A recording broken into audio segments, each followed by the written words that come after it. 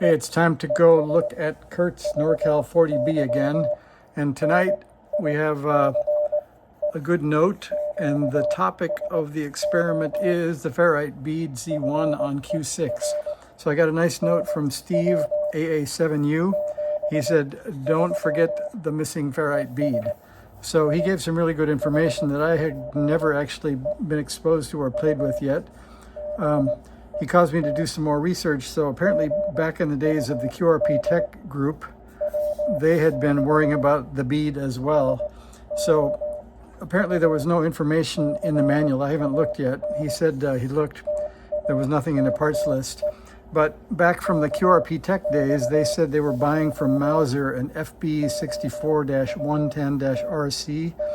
There was another reference to it later, I don't know, in a different post, that it was a Burns-Miller part, and simply with the comment that it prevents high-frequency oscillation, but you can probably get away without it unless you see oscillation. Others said they couldn't get these beads, so they were using mix type 61s or 43s. Apparently not super critical, but I thought it'd be interesting if we go through the measurement that Steve talked about, which is pretty easy. In the QRP Tech forums, they were talking about winding 5 turns and measuring all kinds of magic stuff. So with Steve's method, we simply slip a wire through. So to remind you what we're talking about, here is the output transistor, a 2SC5964, and here is the driver, a 2N2222A, and it has a bead marked here as Z1.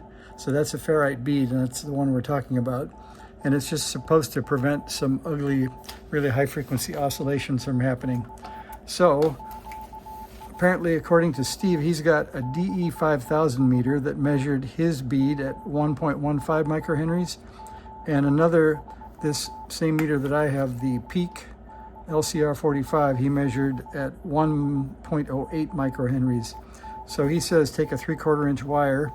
That looked a lot like the lead of a capacitor to me, so those are about 3/4 of an inch apart, I guess. And I slipped the bead over there.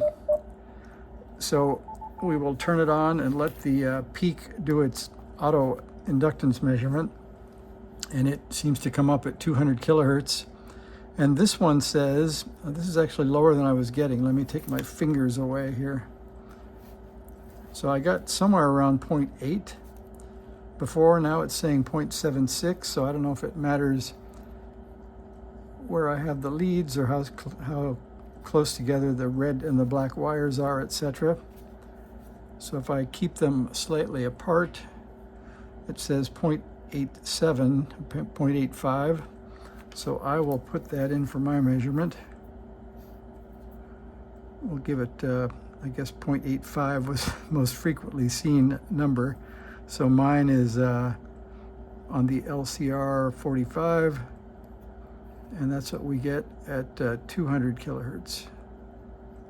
So we'll assume that his was at the same. So this may or may not be the same mix that Steve has. I'll look around. If I find another bead laying around in one of the partially completed test chassis, I'll try that one later.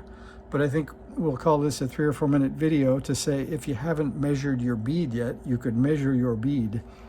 And if you've got the bead that came in your NorCal 40B kit, it'd be interesting to know how many of them are either at 1.15 or 0.85 microhenries for a single pass through the bead.